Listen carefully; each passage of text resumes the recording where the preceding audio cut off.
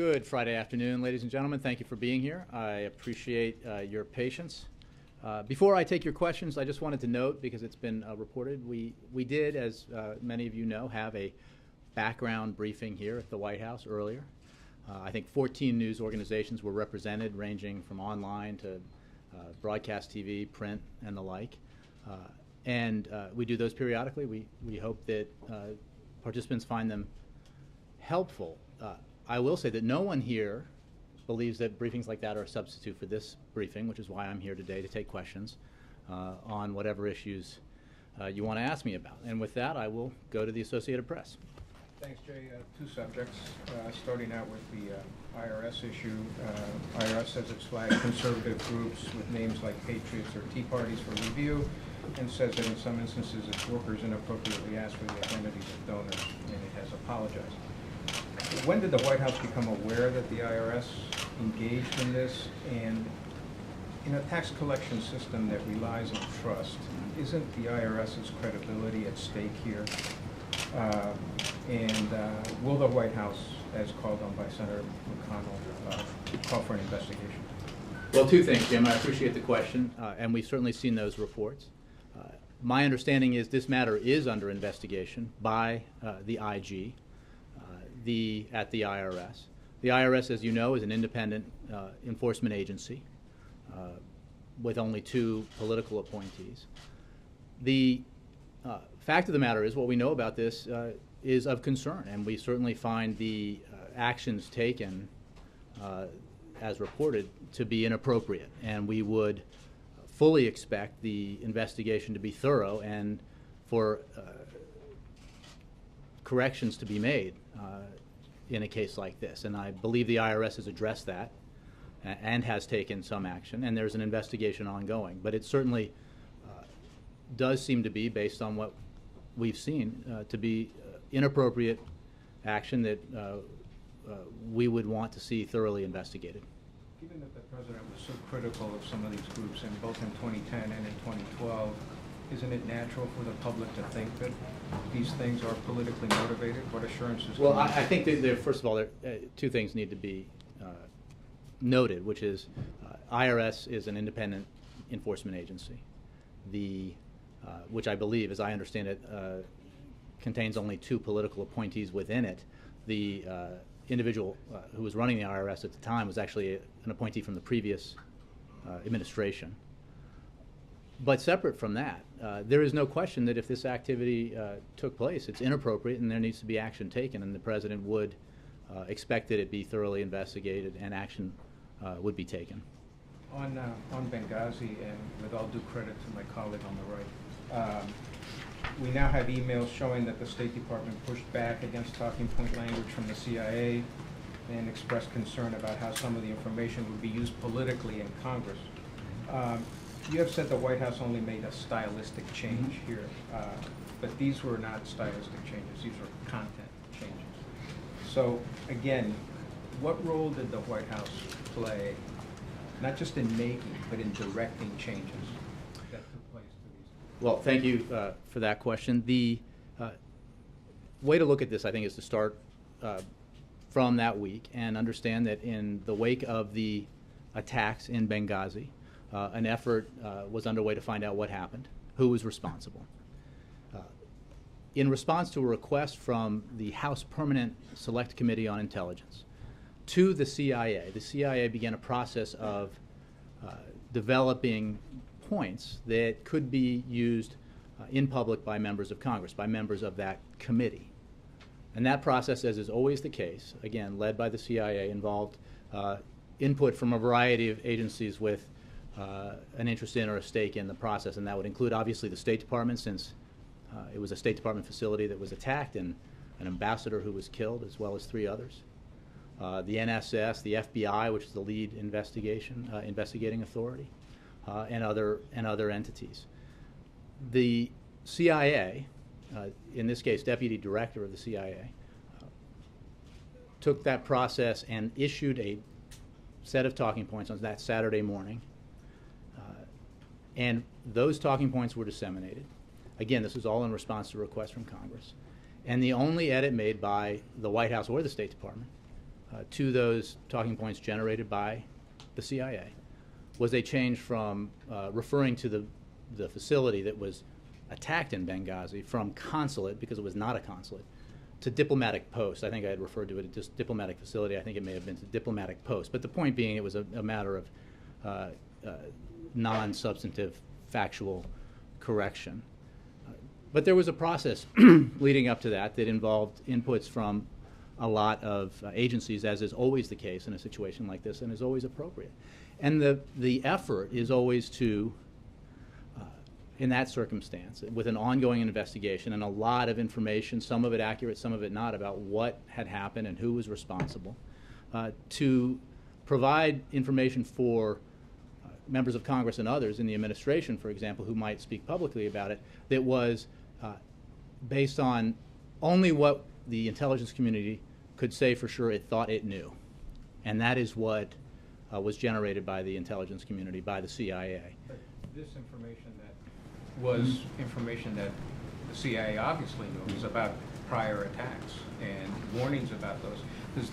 Does the president think that it was appropriate to keep that information away simply because of how Congress might use it? Well, first of all, the CIA was the agency that made changes to the edits and to the talking points and then produced the talking points, first of all.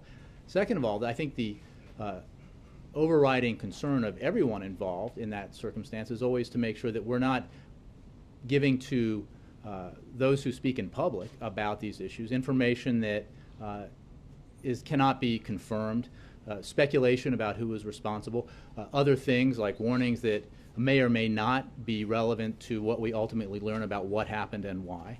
All of that information, by the way, was and remains part of the investigation. It's information that was provided to Congress and to others looking into this matter last fall and throughout the winter and into this year. And that investigation continues. But on the substantive issues of what happened in Benghazi and at that time what the intelligence community thought it knew, that was reflected in the talking points that were used again that weekend by Ambassador Rice and by others, including members of Congress. And I think if you look at the information that's been reported, you can see that evolution, and that it was the talking points were focused on what we knew and not speculation about what may or may not have been responsible or related. I would also say that all of this information was provided months ago to members of Congress, a fact that we made clear to all of you at the time during the confirmation process for John Brennan as director of the CIA. There was a request for more information, including emails around the deliberating process involved in producing these talking points. And this administration took the rather extraordinary measure of providing those emails to members of the relevant committees, as well as the leadership members and staff in Congress. And that information was available again in late February to members of Congress and through March. And once that information was reviewed in the case of the Senate Republicans, a number of whom went on record saying, well, now I feel like I know what I need to know, then allowed the process for the confirmation of John Brennan to go forward, and he was confirmed in early March. Since you bring it up, why were those emails provided in a read-only fashion? It is, I think, a standard procedure for administrations of both parties going back decades that internal deliberations are generally protected. It's generally protected information that is not something that is regularly shared with Congress, and that's to allow for a deliberative process in the executive branch. In this case, to answer just these concerns that members of Congress had, particular Republican members of Congress, that step was taken and provided, and they were able to review all of these emails, which they have, of course, now leaked to reporters. But they were able to review all of these emails for as long as they wanted, take extensive notes if they chose to. And again, once that process was completed, the confirmation of John Brennan went forward. A number of Republicans came forward and said that they felt like they had the information they needed about that aspect of the Benghazi incident. And it's only now, for what I think is, again, reflective of ongoing attempts to politicize a tragedy that took 4 American lives. We're now seeing it resurface together with, sort of political assertions by Republicans that ignore the basic facts here. There was an attack on our facility in Benghazi. The intelligence community provided the information that it felt comfortable providing for public dissemination to members of government, Congress, and the administration.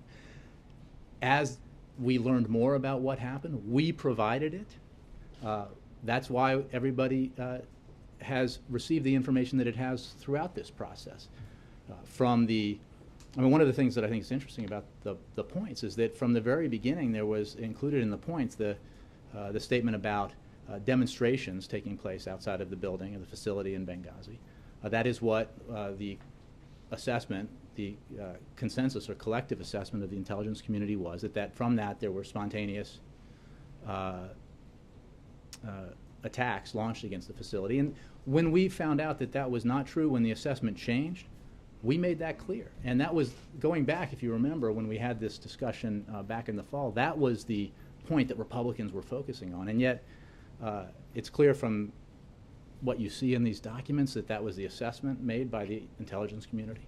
And it's also clear from the evolution of what public officials said about what we knew, that as we got more concrete information and information that we felt confident about, we provided it to the press, to Congress, and to the public.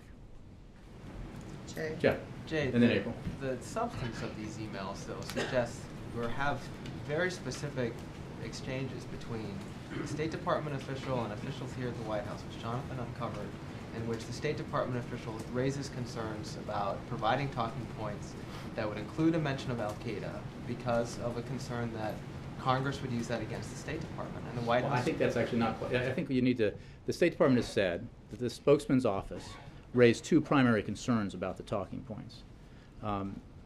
The points went further in assigning responsibility than preliminary assessments suggested, and there was concern about preserving the integrity of the investigation. That concern was expressed in other quarters, not just at the State Department. Specifically concern about giving members of Congress something to use against the State Department. Well, again, this was a process where there was an effort underway, an interagency process, to develop information that could be delivered by government officials, both congressional and administration officials, about what we knew and not going beyond what we knew.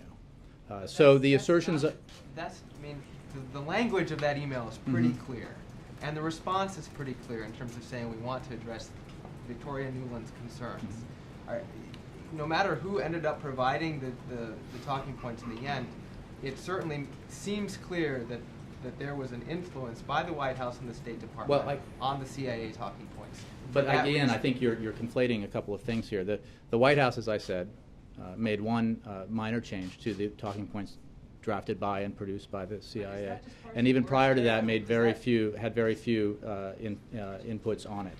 The other discussions that went on prior to this in an interagency process reflected the concerns of a variety of agencies who had a stake in this issue, both the FBI, because it was investigating CIA, obviously, and other intelligence agencies, and the State Department, because an ambassador had been killed and a diplomatic facility had been attacked. And what I think the concern was is that these points not provide information that was speculative in terms of whether it was relevant to what happened. And what could not be known at that time was the relevance of issues about warnings. Was the there's the discussion about the Republicans, again, in this ongoing effort that began hours after the attacks, when Mitt Romney put out a press release to try to take political advantage out of these deaths, or out of the attack in Benghazi, and in a move that was maligned even by members of his own party. And from that day forward, there has been this effort to politicize it. And if you look at the issue here, the efforts to politicize it were always about, were we trying to play down the fact that there was an act of terror and an attack on the embassy. And the problem has always been with that assertion is that it's completely hollow, because the president himself in the Rose Garden said, this was an act of terror, and he talked about it within the context of September 11th, 2001. He talked, and then we had other officials of the administration refer to this as a terrorist act. Susan Rice, when she went out on the Sunday shows, using the very talking points that we're discussing now, talked about the possibility that we knew that, or we believed based on the intelligence assessment, that extremists were involved, and there were suspicions about what affiliations those extremists might have, but there was not hard, concrete evidence. And so Ambassador Rice, in those shows, talked about the possibility that Al-Qaeda might be involved, or other Al-Qaeda affiliates might be involved, or non-Al-Qaeda Libyan extremists, which I think demonstrates that there was no effort to play that down. It was simply a reflection of, we did not, and the intelligence community did not, and others within the administration did not jump to conclusions about who was responsible before we had an investigation to find out the facts. So was concern about how Congress would react a factor in what went into those talking points? Again, I think if you look at the development of the talking points, the answer to that is no, because the talking points reflect the intelligence community's assessment of what happened, and all the other issues about who was responsible, what specific organizations may have participated, what information was available or threats were known about the situation in Libya or in Benghazi specifically. I mean, all of that was part of an investigation and was, again, provided to Congress and as we learn more, to the public by the administration. So April. Jay, since you say this is a minor change, a minor change in venue, with the wording and the change in venue, why such a big deal today with this deep background off the record briefing? It makes it seem like... Well, let's be clear, it wasn't off the record, and that was an erroneous report. But well, I mean, it's a big deal because Republicans have chosen, in the latest iteration of their efforts to politicize this, to provide, leak this information to reporters, information that we provided months ago to Republican lawmakers from the relevant committees and Republican leadership, as well as Democratic.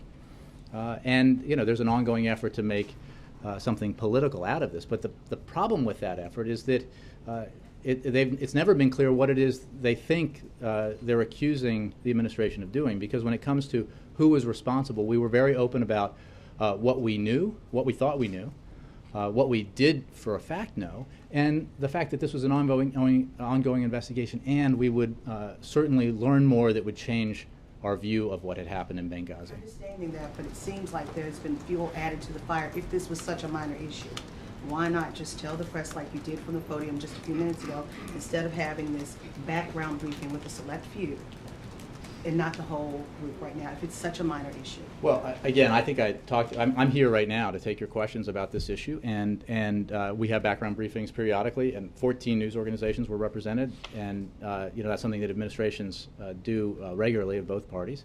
And as I said at the top, it's not a replacement for this briefing, and that's why I'm here taking your questions. Jay. Yeah, Jim. Jay, how do you go from a conversation that was apparently happening between various administration officials, various officials of this government on September 14th, and in those emails, in that email exchange, there's a discussion about a group, Ansar al-Sharia, and then after Victoria Nuland raises concerns on the part of the State Department, that references to that group are then removed from the conversation and don't make their way into the talking points. That is not a stylistic edit. That is not a single adjustment, as you said back in November. That is a major dramatic change in the information. No, I appreciate the question and the opportunity again to make clear that the CIA produced talking points that was a result of an interagency process on the morning of that Saturday morning. But when you say and the then CIA and to that, talking points, let me just finish this, and then I'll you can follow up. But then they produced, and from that and from pressure from other parties that were involved. I think I would point you to the numerous statements by the top officials at the CIA, making clear that they wrote the talking points, that they believed that those talking points represented what they knew to the best of their knowledge at that time, and did not include things that they could not be concretely sure of. Ansar al-Sharia is a good example. If you remember, in the wake of these attacks, there was an initial claim of responsibility by that group And a lot of people rushed out and said, well, this is the group that's responsible. Then that group withdrew the claim of responsibility. Now neither is dispositive. That's why it needs to be investigated. So what we knew was not concretely for sure that that group was responsible at that time.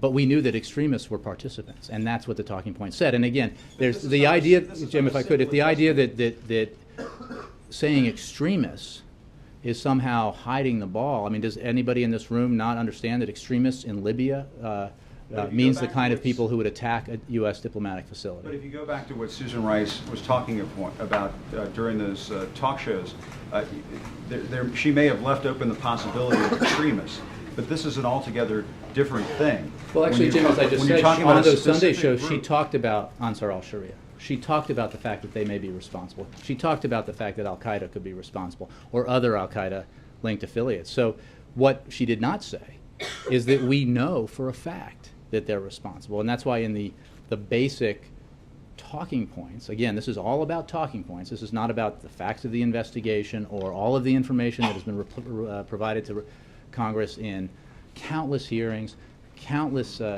pieces of information and documents that have been provided, I think 20,000, 25,000 pages of documents. This was just the talking points that were the baseline for what public officials, beginning with members of Congress, that's what they were developed for, but also provided to Ambassador Rice. And then she spoke beyond that based on, what could be true, as opposed to what we knew to be true. But just to follow up on this, once and for all, you are still comfortable. You promise once and for all? Well, maybe not. But you are comfortable with the way you characterized this back in November. This was a single adjustment. Yes, it may have been the White House that made a single adjustment, and perhaps it was the CIA that drafted these talking points. But that's sort of glossing over the fact that you had all of these other parties involved. These were not stylistic edits, well, Jay. This is very much a content driven change. Well, let me just make clear. I do stand by that. When we were talking about the talking points that were produced by the CIA and provided to members of Congress on the Intelligence Committee in the House who had asked for it, and others, as well as folks in the administration, that document there was a suggested edit that was accepted by the White House, and that was a change from, to make it factual, the calling of the building in Benghazi a consulate, because it was not a consulate, to diplomatic post or facility, I can't remember which. Prior to that, but there had been a lot of discussion and iterative process where the various issues were discussed about what could be or should be said publicly, what we know, what we're just speculating about. And that process involved a whole bunch of agencies. It's also the case that in that process, the White House involvement in the talking points was very limited and non-substantive. But the issues that you mentioned had to do with, limiting the talking points to what we knew, as opposed to speculation about what may or may not have been, in the end, relevant to what happened in Benghazi. John. Jay, you told us that the only changes that were made were stylistic. Is it a stylistic change to take out all references to previous terror threats in Benghazi? Well, I appreciate the question again, and I think that what I was referring to was the talking points that the CIA drafted and sent around, to which one change was made. And I accept that stylistic may not precisely describe a change of one word to another. Jay, this was not a change of one word to another. No, I'm just... Jay, these underwent extensive changes after they were written by the CIA. Sure. These were concerns that were raised by the State Department that the White House directed the interagency process to use in making these talking points. Well, I think the CIA original version included references to Al-Qaeda, references to Ansar al-Islam. The original CIA version included extensive discussion of the previous threats of terrorist attacks in Benghazi. Those were taken out after the CIA wrote its initial draft. And then the CIA wrote another draft. Based on input from the State Department. Well, but here's what I've been saying, Do you John. deny that? No, John, what I'm saying is, and I've answered this question several times now, but I'm happy to answer it again if you let me answer it, and that is that there was an interagency process, which is always the case, because a lot of agencies have a stake in a matter like this. The investigative agency, the CIA, the intelligence agencies, the State Department in this case, the national security staff. And everybody provided information and comment. And then on Saturday morning, the CIA said, you know, we're going to take a crack at drafting these points based on what we know. And the things that you're talking about, again, don't go to the fundamental issue here, which was what could be said concretely about what the intelligence community knew to be true. Not that some people thought it was Ansar al-Sharia, some people thought it was other al-Qaeda affiliates or other Libyan extremists. So we knew it was extremists, or we believed we knew that extremists had participated. There was also the belief from the beginning by the intelligence community in these points that there had been protests out of which the attack occurred, protests in response to the demonstrations that were in Cairo at our embassy that were in response to that video. That turned out not to be the case, but it demonstrates the fluidity of the information, the fact that it was hard and continues to be hard in an investigation to know concretely, especially in the first days afterwards, what happened. And that's why we were so careful to say, here's what we know, or we believe we know. And every time we said that, we fully expect this information to change as we learn more. And it did, and we provided it. And again, the whole effort here by Republicans to find some hidden mystery comes to nothing because the president called it an act of terror. The ambassador to the United Nations, that very Sunday that has caused Republicans so much concern, talked about the possible involvement of al-Qaeda and Ansar al-Sharia. All of this is a distraction from the key issues. A diplomatic post was attacked by individuals in Libya, in Benghazi. 4 Americans lost their lives. From the beginning, the president has committed all the resources of this administration, of this government, to finding out who was responsible and to bringing them to justice. He also very clearly, together with the Secretary of State, said we need to make sure that we find out what went wrong, what problems there were with security that allowed this to happen, to hold people accountable and to make the necessary changes so that it doesn't happen again. And that process happened, was stood up by the Secretary of State. It was a process led by 2 of the most experienced and widely regarded figures in national security in Washington, former chairman of the Joint Chiefs, Admiral Mullen, and Ambassador Tom Pickering, nonpartisan, serving both parties for different administrations. They conducted an extensive review of this. They've said they had access to all the information they needed. They had access to all the people they needed to talk to. And they produced an unsparing report with a series of very critical observations and very serious recommendations, every single one of which the State Department has adopted. So that's the way the system should work.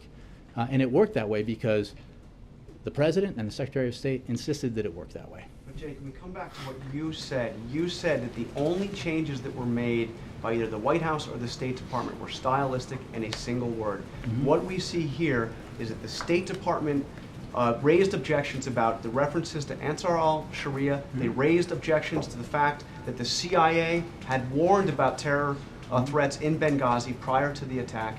Those subjects were taken out of the CIA talking points at the direction of the White House based on the objections. They weren't. First of all, they weren't at the direction of the White House. The State Department. This process, as everybody's an equal player in this process, says everybody's concerns have to be listened to and taken into account. But ultimately, these were intelligence community talking points that the intelligence community, led by the CIA, had.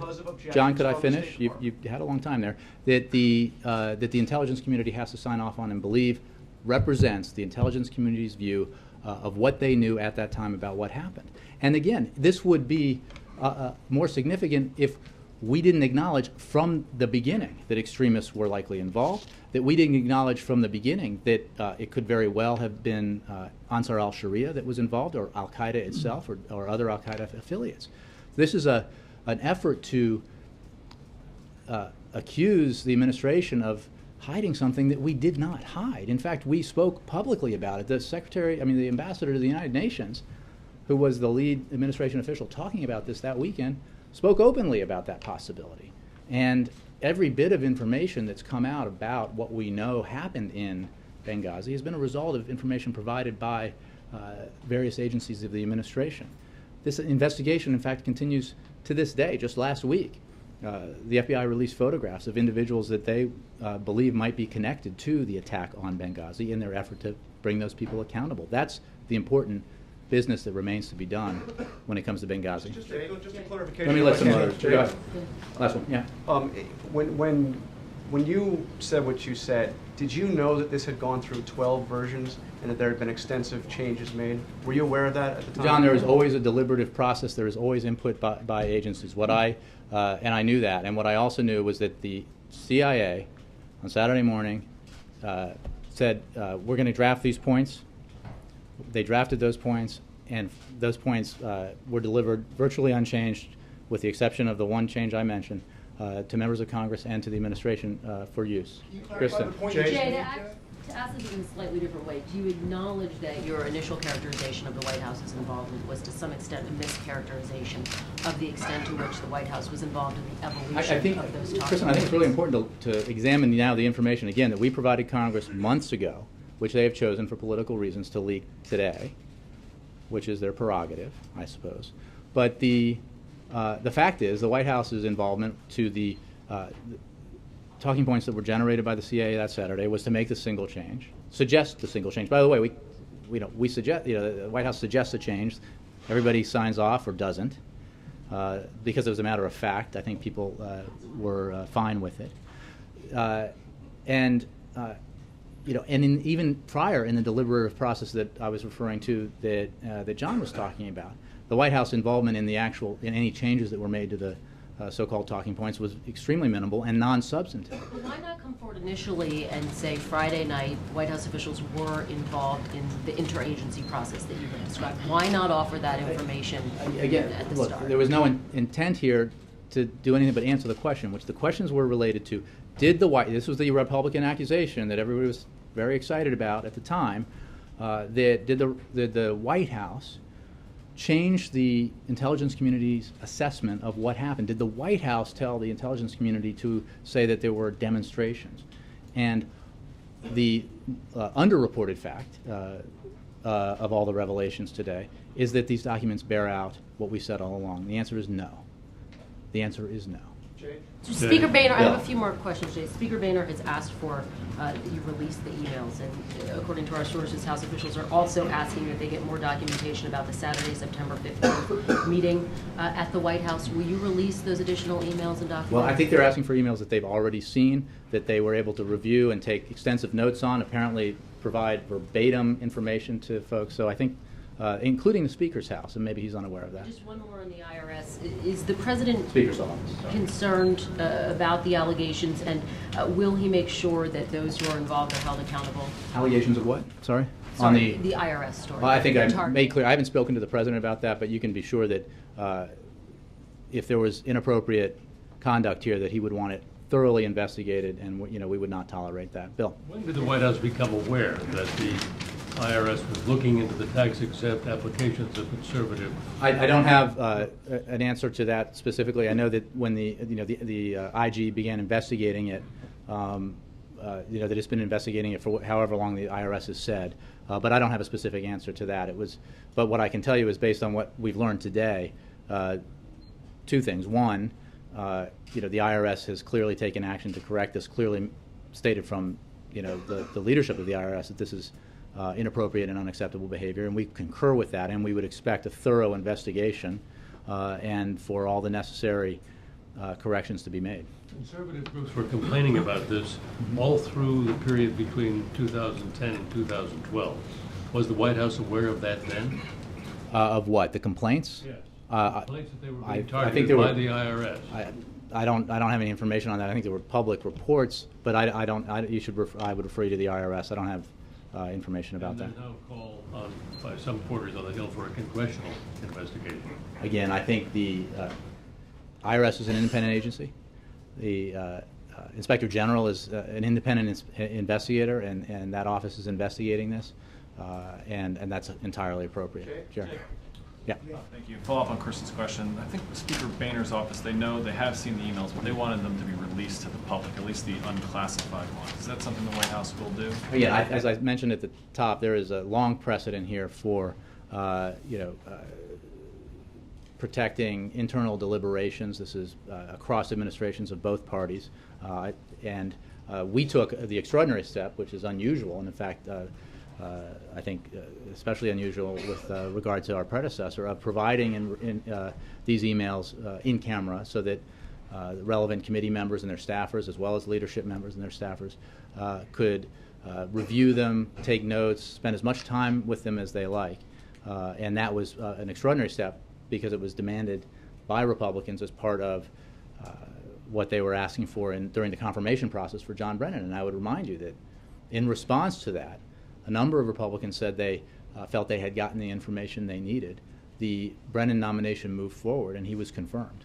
But wouldn't it just help clear up, I guess, for people who still have a lot of questions about what exactly? But here's the thing. We've provided this information to the committee. This is the fact that the very people who've reviewed this and probably leaked it, generally speaking, not specifically, are asking for something they've already had access to, I think demonstrates that this is what it was from the beginning in terms of the Republican handling of it, which was a highly political matter. From the hours after the attack, beginning with the Republican nominee's unfortunate press release, and then his statements the day after, there has been an effort to politicize a tragedy here, the deaths of 4 Americans, to try to suggest that even though the president called it an act of terror, even though the ambassador to the United Nations referred to possible responsibility not just by extremists but possibly by al-Qaeda or al-Qaeda affiliates, that we were somehow not talking about that when the publicly available evidence proves the opposite. Actually, on a different subject, yeah, the House will vote again next week to repeal the Affordable Care Act. Speaker Boehner says it's for the benefit of 70 new members who haven't had a chance to vote on the Affordable Care Act. What's your response? Well, I appreciate that, Wendell. I think that what I've said in the past holds true today, which is the now 40th attempt, I think, or 40th vote by the House of Representatives, that's a rough estimate, to repeal the Affordable Care Act, will achieve nothing beyond what it has achieved in the past, which is nothing but, I suppose, a waste of time. The Congress passed the Affordable Care Act. The Supreme Court upheld the Affordable Care Act, and we are implementing the Affordable Care Act. And it just seems to me, whether it's the vote this week by the House of Representatives to pass on a measure that would prioritize debt payments, in other words, default by any other name, to basically accept a situation where they would tank the world economy if they didn't get the tax cuts for the wealthy that they wanted, to pass that law. That doesn't seem like a great use of time, a representation of what the American people want their members of Congress to be doing. And then next week to go through the charade again of voting to repeal a law that has been upheld by the Supreme Court and that was passed into law and signed into law. Just seems misguided. And what it would be great, I think, for members of Congress to do would be to focus on the things that the American people want them to focus on, like measures to help the economy grow, to focus on some of the things that the president was focused on yesterday in Austin, Texas, where he highlighted remarkable advancements being made in high-tech manufacturing, advancements that are helping build the economy of the future, where he announced an initiative to fund another innovation institute so that, again, we can develop these jobs for the middle class that are the jobs of the future, and then to assist middle-class Americans in obtaining the skills they need to fill those jobs, and to ensure that those jobs pay the kind of wages that can sustain a middle-class life. That's what the American people are focused on and what they want. I think efforts to refight the political battles of the past are not looked upon kindly by a majority of Americans. John Christopher, then Juliana, and then Peter. As the British invasion continues, Monday the Prime Minister David Cameron will be here meeting with the President. David Cameron met with Mr. Putin today in Russia. Aside from the discussions about the G8 summit in Northern Ireland in June, how much of this discussion will be on the crisis in Syria, and can you give us any more detail about the meeting and the topics that might be discussed? Well, as is always the case when the President meets with Prime Minister Cameron, they will speak about a range of subjects. The relationship between our two nations is extraordinarily close, and we work and cooperate on matters across the international spectrum. The upcoming G8 will, of course, be a topic of conversation. The United Kingdom is hosting that important meeting on the international economy. They will also clearly discuss Syria. They will probably discuss Iran. They will probably discuss the Middle East peace process and a host of other issues. That is always the case when these two leaders get together. Juliana. I just want to follow up on some of the questions about the IRS and the conservative political groups. Did anybody at the White House know that this was going on during the campaign? I have to take that question. I just learned about it today. I think that the IRS is addressed when it learned about, at the headquarters level, when it learned about it and what actions that were taken in the IG investigation. And so I would just refer you to the IRS. But any sort of White House involvement or knowledge, again, you can't say at this time. Again, I learned about it today, and I don't. I'll have to take the question. Peter. You said that the Republicans were being political about it. Is it not also political to say we want to keep something out of these talking points because we might be criticized by members of Congress? Is that not a political motivation there? Again, I think the State Department has addressed what the concerns of the spokesperson's office were when that office engaged with a number of other agencies in discussions about, what they knew and what the various agencies knew and what was appropriate to include in public talking points. And I think one of the concerns, as I said, was that we don't put information in that would suggest by its inclusion was relevant to or determinative about who was responsible, when in fact we didn't know that. As we learned more information, we provided it, and officials of the administration, including Ambassador Rice, openly engaged in conversations that allowed that it was possible that groups like Ansar al-Sharia might have been responsible, or other extremist groups. And remember that the issue at the time was, were we somehow by including in the talking points the assessment by the intelligence community that there had been protests that led to this attacks outside of the facility in Benghazi? Were we trying to play down the fact that it was an act of terror? Again, a hollow claim when the president himself called it an act of terror, when the talking points referred to the participation of extremists, and I think everybody understands what extremists means. So I think the effort underway was simply to provide in those talking points the information that the intelligence community felt confident it knew for sure, as opposed to information it could not be confident of. And I think that was what the CIA has said produced the points that they drafted. The phrase doesn't say, let's not put this out because we're not sure it's true. The phrase is, let's not put this out because we don't want to be criticized by our political opponents. Is that not political in itself? Well, again, I think the State Department has addressed the spokesperson's office's concerns about this, but they focused on not assigning responsibility prematurely before, based on preliminary assessments that by experience and definition were likely to change, and that we not use language that was inconsistent with what administration, that members of Congress not be deploying information about this that again wasn't based on what we knew or believed to be true, or that other administration officials had been using. There was an effort to focus everyone who was talking about this publicly on what the lead agencies here were, the information they had, as opposed to speculating about who was responsible or what relevance there might be to the fact that there had been threats and warnings in Libya in general and in Benghazi specifically. You're saying, sorry, on the backgrounder you had earlier, you said, well, everybody does it, basically. Republicans and Democrats, everybody has backgrounders. You all came to town, though, saying you were going to be different, change the rules, be more transparent. Don't you think it encourages the idea that you had something, or your colleagues or whoever did the backgrounder, I wasn't there, has something to say they didn't want to say out here? Not at all. There's nothing that, that was an effort to, as we do periodically, to walk people through, what we knew with granularity, which I'm happy to do for as long as you want here. Well, I think Peter, we provide information on background, but it is not a substitute for on-the-record, on-camera briefings where I will take any question you have and attempt to answer it, and that's what I'm And doing. what purpose is there for doing it on background? Again, to provide reporters with information, and that we then follow up with the public briefing. Did you provide that information from the background in this briefing, do you believe, today? I can go into, this was mostly, people ask questions, I can answer the questions. I learned, I was able to,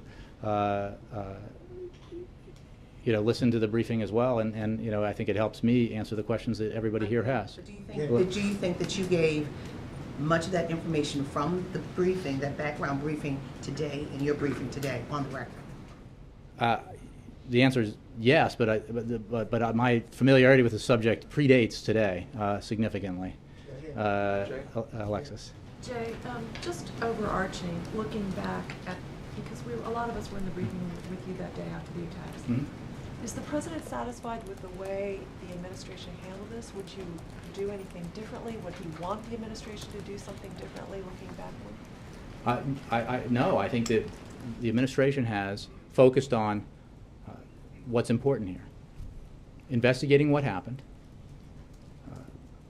working to bring those who killed 4 Americans to justice, on the one hand, investigating what went wrong with security,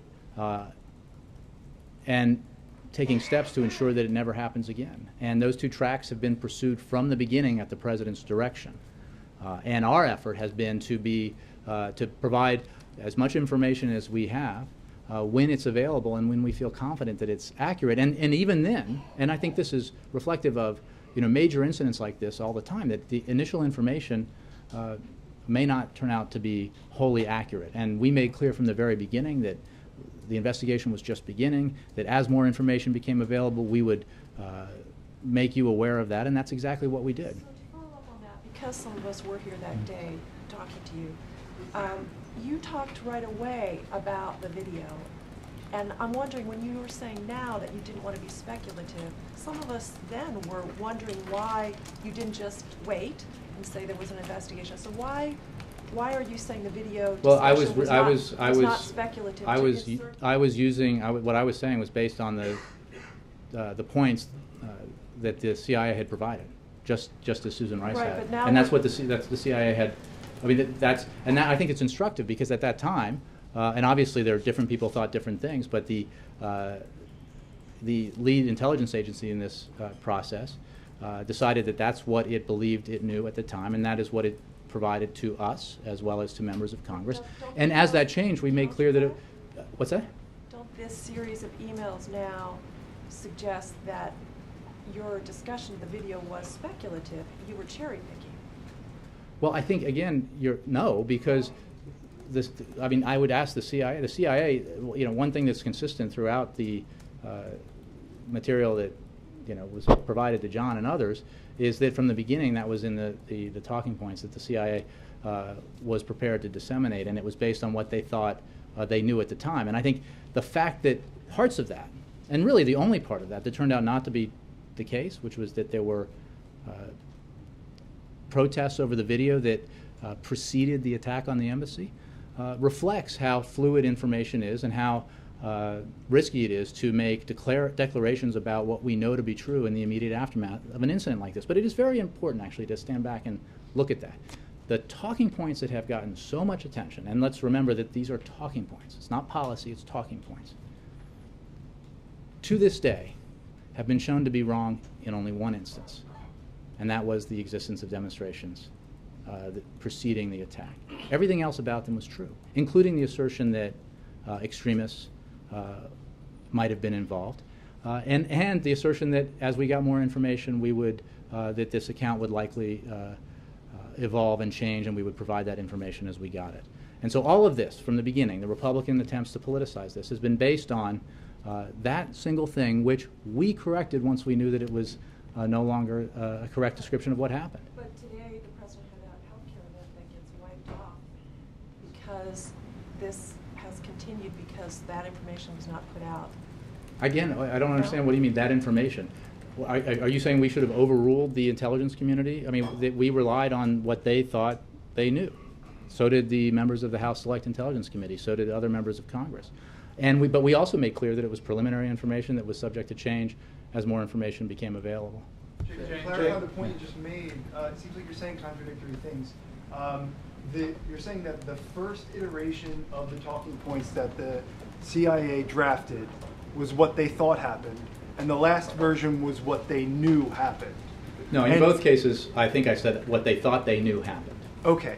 Based on their assessment, that's what they thought they knew. But it was even then it was couched. But so in all iterations, it was couched, and there was a caveat that as more information became available, the picture would likely change. But by nature of the CIA signing off on each iteration of the talking points, they were perfectly fine with members of Congress or officials discussing anything they included in any of those versions that they signed off on. So why was it necessary, and why was it deemed necessary to then refer them back to not including certain information in the final draft version, if they were perfectly fine with that? Well, when you say they were, a process began because the CIA got the request from the House Permanent Select Intelligence Committee, and they began the process of drawing up points. And again, as I've said, as that process evolved, there was clearly inputs from other agencies who had direct stake in this, including the FBI, the State Department, the National Security Staff, and others, the ODNI. When the CIA then redrafted the points on Saturday morning, it kept those points to what they believed they knew at the time. Based on the information, I think I've addressed that. Again, there was no concrete determination. There were some people who believed it, some people who didn't. Concrete determination that Ansar al-Sharia was responsible. There was no concrete determination that, warnings about the threats that existed in Libya were or were not directly related to what happened in Benghazi. All of those matters have been openly discussed and matters of investigation, but they weren't what we knew or what the intelligence community knew to be true at the time. And again, Ambassador Rice, who has been the focus of this and the use of these talking points and the very partisan focus of Republican complaints on this, openly discussed the possibility that, and even the likelihood that, the extremists that we felt were involved might have some al-Qaeda affiliation or some other affiliation to an extremist group, as opposed to just unaffiliated violent actors. But if there was a problem for the CIA to speculate about those things, why would they sign off on the first version for others to review? Again, you're talking about a draft process that involves a bunch of agencies offering their views. But the CIA spill secrets they're not comfortable with putting out there. I mean, or is that an assumption? I would simply say that here's a good point. I think there was, in one of the stories I read, and again, these are documents that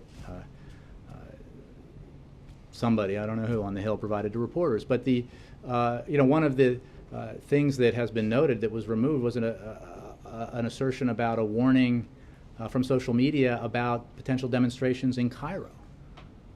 Well, you don't hear a lot of Republicans citing that, because that would have, if it had been included, reinforced the assertion that demonstrations preceded an attack in Benghazi, that those demonstrations were the result of reaction to the violent demonstrations in Cairo. And I think the focus of these things was to write, just what we knew or what we thought we knew based on the intelligence community's best assessments, and that's what was produced. Zeke. It's coming up on 8 months to the day since the Benghazi attack. The FBI, just got around two and a half weeks ago releasing 3 images of people they were looking for information for about perpetrators of the attack. Is the president confident that the FBI, is capable of solving and finding the perpetrators? Something you just said a few minutes ago is a priority of the president.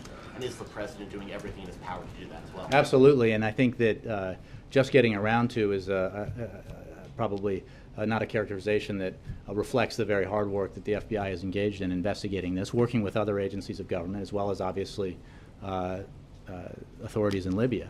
And that process continues. And you can believe, and I think this president has a record to prove it, that he will keep focused on this until those who are responsible are brought to justice. And again, I think this president has a record that backs that up. Steve, and then George. I already gave the New York Times one. Sorry, Steve and George. Yeah, you talked about the talking points being about what we knew or what the CIA believed it knew. Mm-hmm. The first few drafts, it says, we do know we do know that Islamic extremists with ties to Al-Qaeda participated in the attack. But this is not couch. It says we do know. Now, right, and I believe the CIA, disappears again, these from are, the draft. right, and that's, and you should direct those questions to the intelligence community, where obviously there were different inputs within the IC about what they thought they knew and what different people who provided information within the intelligence community thought they knew, and it was the assessment of the leadership of the CIA and those who were. When they said they knew in their first draft, I think it's reflected that there was not concrete enough information, and the then director of the CIA, or after he left the directorship, has testified on this, as has as did the acting director, and made clear that the points as they emerged and were disseminated on that Saturday reflected what they felt they knew, what they could say concretely based on their assessments, and that's what the intelligence community doesn't deal in facts just picked off a shelf. They have to assess a wide variety of information. In a situation like what happened in Benghazi that was so chaotic, they had to base it on a variety of streams of information, and they made the assessment they did. And even then, when being very cautious not to go beyond what they knew, one of the points they made turned out not to be true. And when that became clear, they corrected it, and we corrected it, and that's in real time, and that's how the public and the press became aware of it. George, yeah. Back on the IRS, I wanted to get your reaction to two things Speaker Boehner just said. He said that this echoes some of the most shameful abuses of government power in 20th century American history, and then he asked if other federal agencies use government powers to attack Americans for partisan reasons. He seems to be likening this White House to the Nixon White House. Well, there's so much I could say about that, but all I will say is that this is a matter of concern and needs to be thoroughly investigated. As I understand it, it is being investigated by the Inspector General that is responsible for the IRS, which is an independent enforcement agency, and the activity as described is inappropriate, and that's the view of this White House, and it should be thoroughly investigated and acted on. I'll do one more. Voice of America, because, yes. Back to Syria. In this interview with NBC, Nick Curry, Prime Minister Erdogan said, just came right out and said chemical weapons were used, mentioned the number of shells used, that it was 200 shells, and it was based on intelligence. And interviews with people who've come across the border. Do they have different intelligence than? Well, we work cooperatively with a number of allies and partners in assessing the situation in Syria on the ground, and specifically in relation to this very important matter, the use of chemical weapons in Syria. What the President has said and what we have said is that we have information that chemical weapons were used, but we do not have a complete picture about how that was used, who was responsible, what the chain of custody was, and we need to build a case, if you will, about that use before we make policy decisions based on it. And I think that's something that the American people would expect us to do, to be very deliberate about this, and to rely not just on an intelligence assessment. Interestingly, we've been talking about intelligence assessments and the fact that they evolve and sometimes in the first instance aren't accurate. And we need to build on that. In this case, we believe very strongly that the intelligence work done here has been very solid, but it is not the end of a process. It's closer to the beginning, and we're continuing to work with our partners. We're continuing to press for a United Nations investigation, but we're not leaving it only to the United Nations. As I've said on several occasions, we're working with our allies and partners, and importantly with the Syrian opposition, to gather more information and evidence about chemical weapons use in Syria. Thanks. Thank you, Jim. Hey, Yeah. I think we'll have to provide it. Do I have it here? Oh, yes I do. Okay. Thank you all very much for reminding me, Jim, as ever. The schedule for the week of May 13th, 2013. On Monday, the President will hold a bilateral meeting with Prime Minister Cameron of the United Kingdom at the White House. The Prime Minister's visit will highlight the fundamental importance of the U.S.-UK relationship. through which together we address a broad range of shared global and regional security concerns. Later on Monday, the President will travel to New York City for DNC events and a joint DCCC-DSCC event before returning to the White House in the evening. On Tuesday, the President... Are any of those open? I'll have to get that information. Yeah, I believe one of them. My trusted deputy says one is open. On Tuesday, the President will attend meetings at the White House. On Wednesday, the President will deliver remarks at the National Peace Officers Memorial Service, an annual ceremony honoring law enforcement who were killed in the line of duty in the previous year. On Thursday, the President will welcome Prime Minister Erdogan of Turkey to the White House for meetings and a working dinner. The Prime Minister's visit underscores the close friendship between the United States and Turkey and the strategic importance we place on broadening and deepening our relationship moving forward. On Friday, the President will travel to Baltimore, Maryland in his second middle-class jobs and opportunity tour event. More details regarding the President's travel to Baltimore will be forthcoming. Do you expect 2x2s or 1x1s either with camera? You know, I don't know the answer to that. We'll get back to you when we have more details. Thank you all very much. Have a nice weekend.